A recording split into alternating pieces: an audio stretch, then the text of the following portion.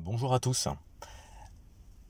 Alors ce petit test pour vous montrer l'influence en statique et par rapport à l'autonomie projetée calculée par l'ordinateur de bord du iNiro, l'influence du chauffage sur cette autonomie. Donc là le Niro est à 99%, il est en charge. J'ai joué un peu avec tout à l'heure, donc il s'est légèrement déchargé, donc là je l'ai remis en charge tout à l'heure. Donc là je suis à 99% et dans un quart d'heure voilà je serai à 100%. Donc là juste pour vous montrer, j'ai la climatisation qui est réglée à 20 degrés. À 20 degrés, mais j'ai juste la ventilation. Voilà. Donc là je suis à 450 km d'autonomie projetée. Vous voyez que la température extérieure est de 7 degrés. Et là en fait je vais allumer le chauffage. Voilà, je pourrais mettre en automatique, ça ferait exactement la même chose. Dans le sens où à partir du moment où on a une température qui est plutôt fraîche, le chauffage se met automatiquement en route.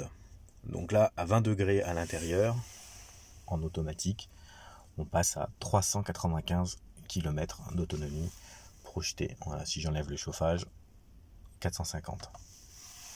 Voilà, donc là je suis en mode driver only. D'ailleurs on le voit bien ici. Si j'enlève le mode driver only, voilà, on gagne un petit peu. Donc là 389 et ici 395 en driver only. Donc l'écart n'est pas extraordinaire, mais ça peut compter. Ce que je propose, c'est peut-être vous faire le test en partant en driver only depuis 19 degrés. Voilà, donc là je vais mettre à 19 degrés. Donc là ça nous fait 400 km tout rond.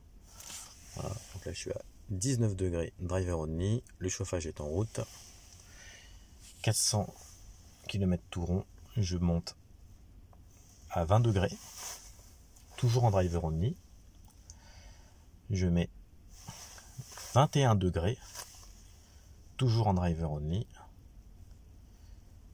22 degrés. 23 degrés. 24 degrés. 25 degrés. Là, on voit que la ventilation commence à monter un peu en régime. 26 degrés. 27 degrés. Voilà. Hop. Donc 27 degrés. Là, il commence vraiment à faire chaud. Voilà, donc 27 degrés. Donc là, 362. Toujours en mode driver only. J'enlève le chauffage, 450. Ensuite, je vais revenir à 19. Voilà, à 19. Et je vais enlever. Je suis en mode. Donc là, à 19, je suis en mode normal. Donc j'ai enlevé le driver only.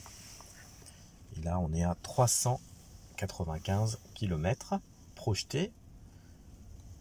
20 degrés. 21 degrés. 22 degrés. 23 degrés. 24 degrés. 25 degrés. 26 degrés. 27 degrés. Voilà, je me remets en automatique. Et là, hop, je remets.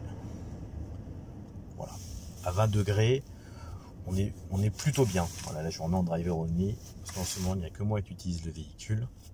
Donc à 20 degrés, on est bien. 21, 22, on est un peu chaud. Voilà, sachant que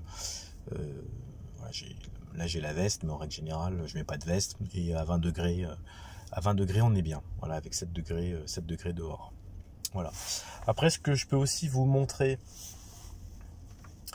Alors là, je suis en fonction.